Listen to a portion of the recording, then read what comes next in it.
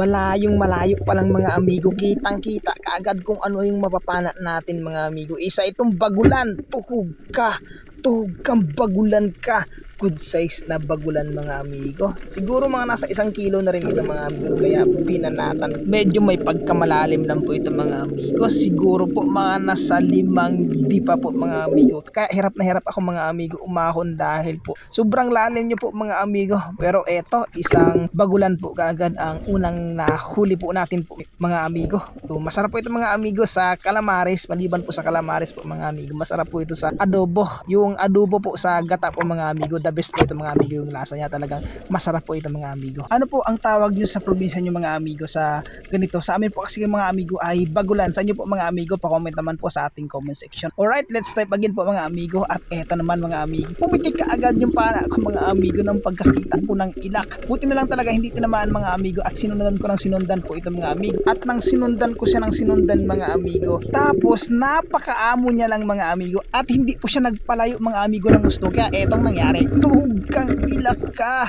Eto po mga amigo yung isda na masarap po mga amigo sa inihaw at sa sinigang.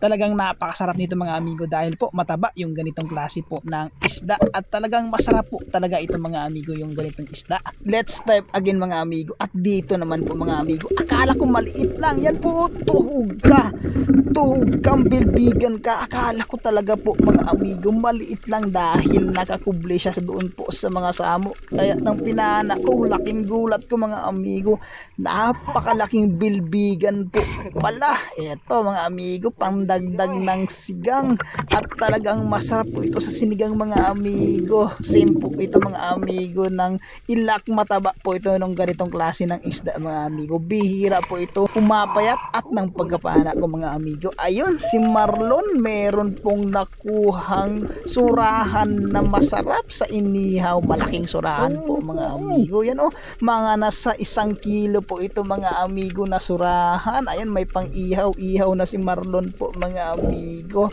Talagang napakasarap po nito mga amigo sa inihaw yung ganitong klase ng isda. Sa ibang lugar nga mga amigo, sinisigang po nila ito. Pero sa amin po mga amigo, ihaw lang sapat na dahil masarap po yung ganitong klase isda, surahan. Alright, let's type again mga amigo. At dito naman po mga amigo, meron po akong nakitang taklobo. Sabi po nila mga amigo ay dito pinapalaki yung mga perlas or pearl po mga amigo. Sabi po nila at marami pong nagpapatunay niyan mga amigo. Pero sa ako po mga amigo hindi pa po nakakita. At ito naman po mga amigo, isang tayom. Masakit po makatinig yan. At dito naman po mga amigo, meron po tayong nasulyapan po na lapu-lapo na nakaharap po sa atin. Yan po, lapu-lapo, tuhog kang lapu-lapo.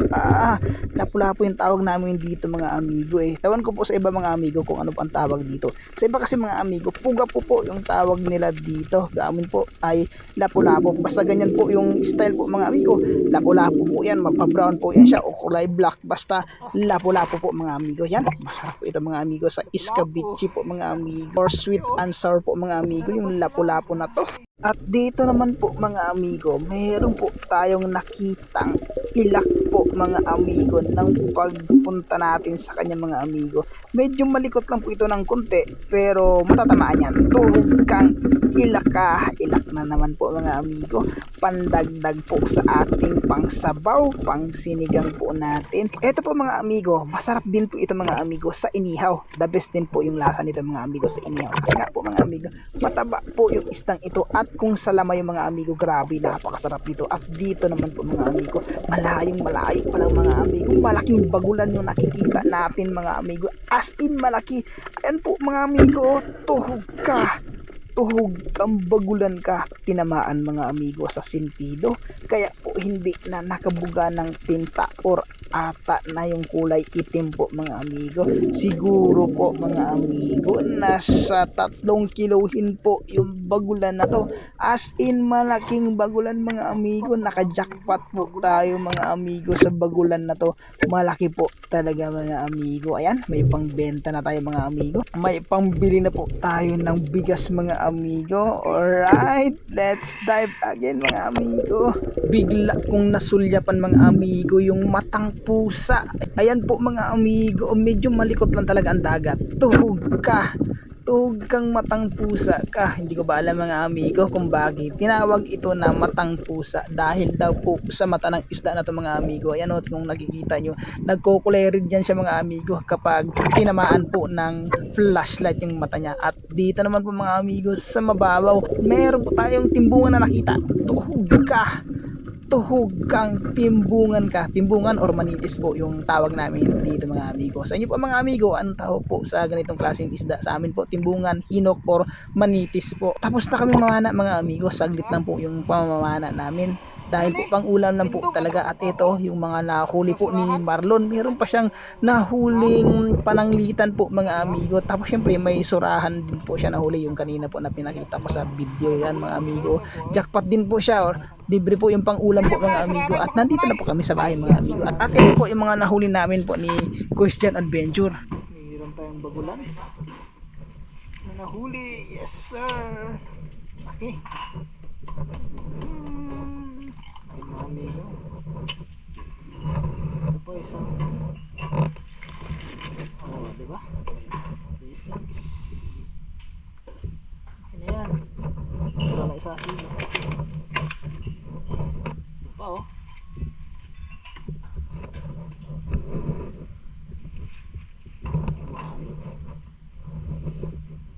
Bilbigan, ako sa bilbigan.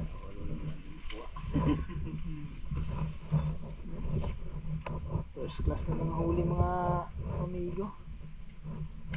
Wala po.